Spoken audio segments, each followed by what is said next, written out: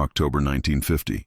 President Harry Truman flies halfway around the world to Wake Island to meet General Douglas MacArthur face to face. Truman has one clear message: restore South Korea, but do not provoke China. Stop at the 38th parallel. MacArthur listens, nods, and then ignores everything. He orders American forces to push north toward the Chinese border. When Truman realizes MacArthur has defied him, what he says privately is unprintable. What he says publicly will define the limits of military authority in a democracy. This is not just about one general's disobedience. It's about whether elected civilians control military policy or whether generals wage wars according to their own judgment. 6 months later, Truman will fire the most famous general in America. But the decision starts here, at this moment, when MacArthur decides his strategic vision matters more than presidential orders. Subscribe now to see more moments when MacArthur's certainty challenged presidential authority. The meeting at Wake Island on October 15, 1950 is carefully staged for political purposes. Truman wants to demonstrate presidential leadership by flying to the Pacific to meet his commanding general. MacArthur, who has not set foot in the United States for over a decade, refuses to come to Washington. The compromise is Wake Island, a tiny Pacific atoll roughly halfway between their respective locations. But beneath the political theater, this meeting has serious purpose. Truman needs to communicate directly to MacArthur about the limits of American objectives in Korea, particularly regarding China. Truman arrives at Wake Island after exhausting flight and immediately feels the subtle disrespect in MacArthur's behavior. MacArthur does not salute the president. His uniform is casual compared to the formal dress of others present. His entire demeanor suggests that this meeting is inconvenience rather than honor. But Truman has not flown across the Pacific for protocol satisfaction. He has specific questions and specific concerns about MacArthur's intentions as United Nations forces push north through Korea toward the Chinese border. The successful Incheon landing has reversed the war spectacularly, but success has created new dangers that worry the president and his advisors. During the meeting, Truman asks MacArthur directly about the possibility of Chinese or Soviet intervention if American forces approach the Yalu River. MacArthur's response is confident and dismissive of the threat. He assures Truman that neither China nor the Soviet Union will intervene. He argues that if they were going to act, they would have already done so. He estimates that American forces will have North Korean resistance completely crushed by Thanksgiving, with soldiers home by Christmas. His certainty is absolute and backed by intelligence assessments that see no evidence of major Chinese preparations for intervention. Truman wants to believe this assessment, but he remains uneasy about pushing American forces right up to the Chinese border. The crucial moment comes when Truman emphasizes that the objective is to restore South Korea, not to unify the entire peninsula, if doing so risks widening the war. The United Nations resolution authorizing military action in Korea called for repelling aggression and restoring international peace and security, not for conquering North Korea. But MacArthur hears this as political caution that might prevent complete victory. His entire military philosophy is built on fighting wars to win decisively, not stopping halfway because politicians fear escalation. He assures Truman that he understands the political sensitivities, but he believes military necessity requires destroying North Korean forces completely wherever they retreat. If that means pursuing them to the Chinese border, military logic demands it. What Truman says at Wake Island is measured and presidential. He expresses confidence in MacArthur's judgment while emphasizing the political constraints that must guide military operations. But privately, Truman is already concerned that MacArthur's ego and his certainty about Chinese non-intervention are clouding his strategic judgment. After returning to Washington, Truman tells his staff that MacArthur is putting on a show of confidence that may not reflect the complexity of the situation. The president's instinct is correct, but by the time he recognizes that MacArthur is ignoring political guidance, American forces are already committed to operations that will provoke exactly the Chinese intervention that MacArthur assured Truman would not happen. In the weeks after Wake Island, MacArthur orders United Nations forces to drive north beyond the 38th parallel toward the Yalu River. His operational plan divides his army into separated columns advancing through mountainous terrain, a tactical risk justified by his certainty that Chinese intervention is unlikely. When the Joint Chiefs of Staff send cautious messages suggesting that South Korean forces, rather than American units, should approach the Chinese border, MacArthur interprets this as political interference with military necessity. He continues pushing forward, confident that his assessment of Chinese intentions is correct and that Truman's political concerns are overcautious. The intelligence MacArthur relies on proves catastrophically wrong. Chinese forces are already crossing the Yalu River by the hundreds of thousands, moving at night and hiding during daylight to avoid American aerial reconnaissance. When American units begin encountering Chinese soldiers in late October, MacArthur's headquarters initially dismisses the reports as evidence of small volunteer units, not major intervention. The intelligence failure is partly due to effective Chinese deception, but it is also due to MacArthur's certainty that large-scale Chinese intervention is impossible because it would be strategically irrational. When reality contradicts MacArthur's assumptions, he reinterprets reality rather than revising his assumptions. By late November, the full scale of Chinese intervention becomes undeniable. Massive Chinese forces attack across the entire front, surrounding American units and forcing desperate retreats through frozen mountains. The Chosin Reservoir becomes symbol of disaster as Marines fight for survival in conditions that test human endurance. MacArthur's promise that soldiers would be home by Christmas transforms into nightmare of retreat and casualties in the worst possible terrain and weather. The war MacArthur assured Truman was nearly won suddenly looks like it might end with American forces pushed off the Korean peninsula entirely. Truman's initial response to the Chinese intervention is shock and anger. MacArthur had assured him at Wake Island that Chinese intervention was unlikely. The intelligence assessments MacArthur provided proved completely wrong. Now American soldiers are dying because MacArthur pushed too far, too fast, based on assumptions that proved false. What Truman says privately about MacArthur's judgment becomes increasingly harsh. He tells his staff that MacArthur's ego and his need to be right have led him to ignore warnings and dismiss evidence that contradicted his desired outcome. The president begins to question whether MacArthur can be trusted to command forces in this changed and far more dangerous situation. But Truman cannot simply fire MacArthur in the midst of military crisis. American forces are fighting for survival. Changing commanders during such circumstances would make disaster worse. Truman must wait and see whether MacArthur can stabilize the military situation before addressing the broader question of whether MacArthur's judgment remains sound. What Truman says publicly is carefully measured to maintain confidence in military leadership, while privately the president is already considering whether MacArthur has pushed his authority too far and must eventually be relieved of command for insubordination and poor judgment that led directly to the crisis now unfolding in frozen Korean mountains. As the military situation in Korea stabilizes in early 1951 with front lines roughly back to the 38th parallel, the political conflict between Truman and MacArthur intensifies. MacArthur begins publicly advocating for expanding the war to China, arguing that the only way to win is to attack Chinese bases in Manchuria, blockade the Chinese coast, and potentially use nuclear weapons.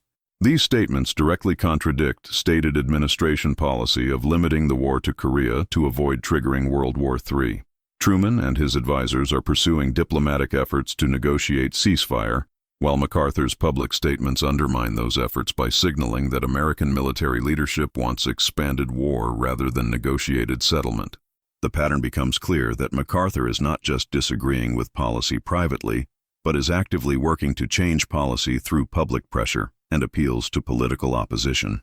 When Truman sends carefully crafted statement in March 1951 indicating willingness to discuss ceasefire terms with communist forces, MacArthur preempts it by issuing his own ultimatum to Chinese military commander, threatening to expand the war to China unless Chinese forces surrender. This direct sabotage of presidential diplomatic initiative crosses line that even MacArthur's supporters in the administration cannot defend. MacArthur has moved from disagreeing with policy to actively undermining it. The final provocation comes in April, when MacArthur sends letter to Republican Congressman Joseph Martin criticizing the administration's limited war strategy. Martin reads the letter on the House floor, making MacArthur's opposition to official policy completely public and giving political ammunition to administration's opponents. The letter argues that there is no substitute for victory and that political restrictions preventing victory are betraying American soldiers who are fighting and dying. MacArthur frames his position as military necessity being overruled by political cowardice, a characterization that puts enormous pressure on Truman to either accept MacArthur's strategy or fire him. Truman's response when he learns about the Martin letter is immediate and definitive. What he says to his advisors is that MacArthur has left him no choice. The general is not just disagreeing with policy but is actively working to undermine civilian authority over military operations. In democracy, the military serves the elected government, not the other way around. If MacArthur cannot accept this fundamental principle, he cannot remain in command regardless of his military genius or his public popularity. Truman begins the process of consulting with his military and civilian advisors to ensure that relieving MacArthur of command can be justified and defended both legally and politically. The Joint Chiefs of Staff, despite their respect for MacArthur's military record, unanimously support the decision to relieve him.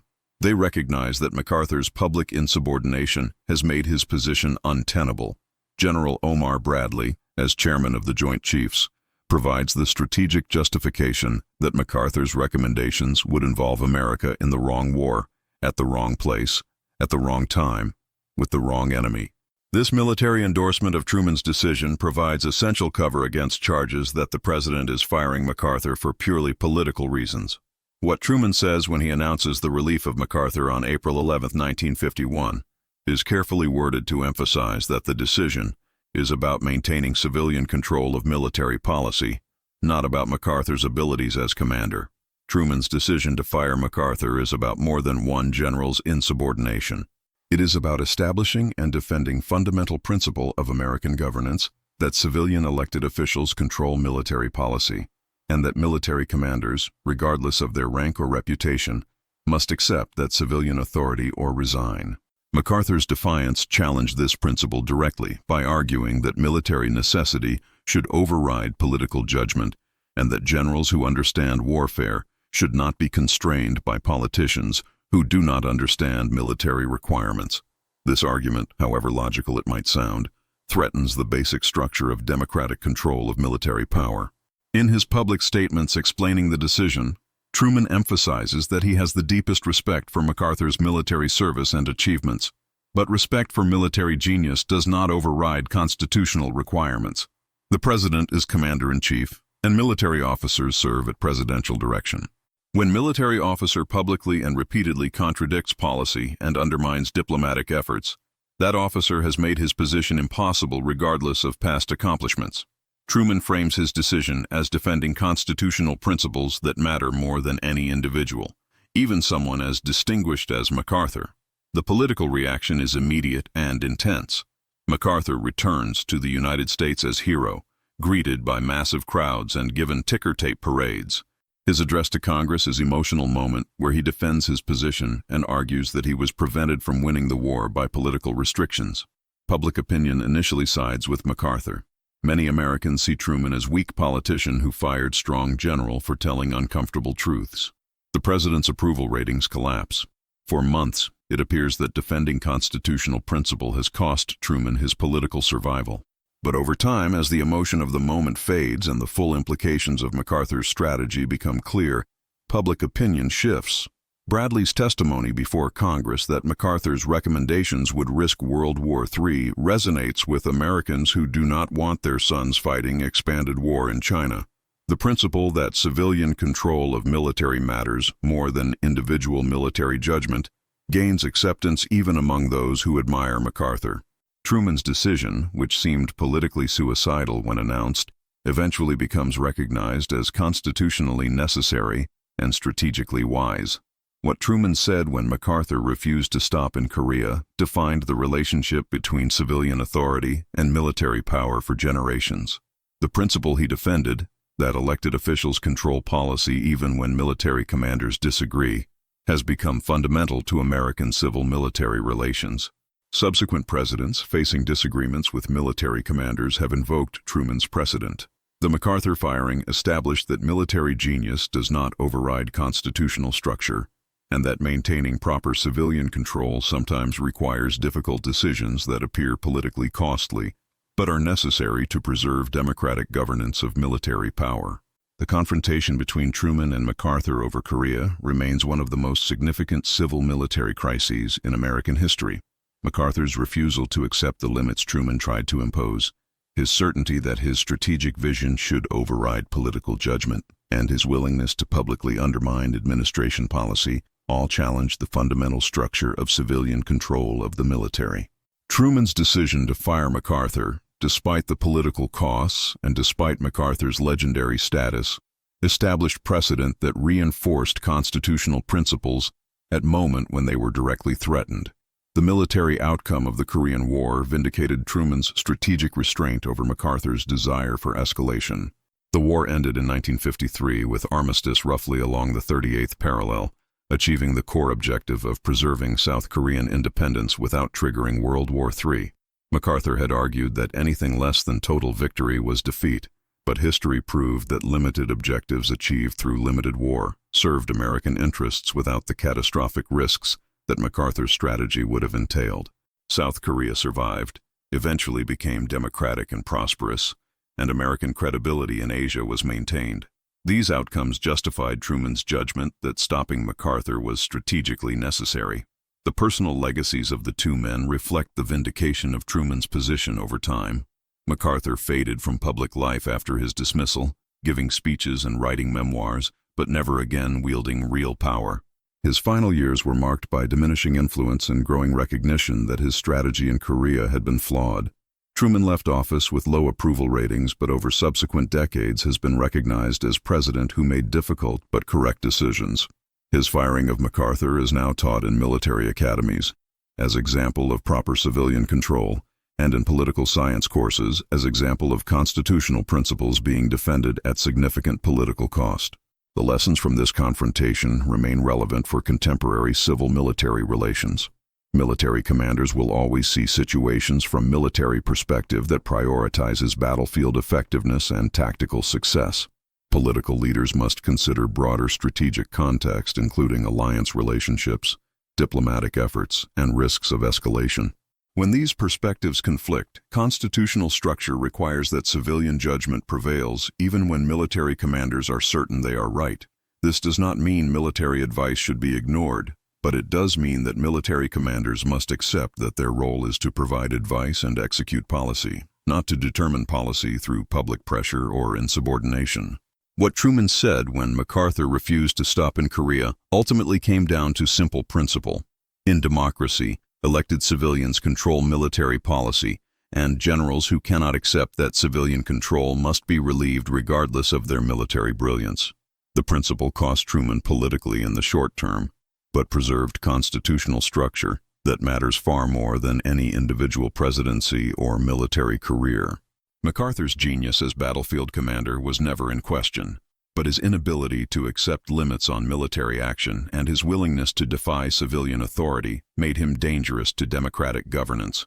Truman's willingness to fire him, despite the costs, demonstrated that defending constitutional principles sometimes requires sacrificing popularity and accepting political damage.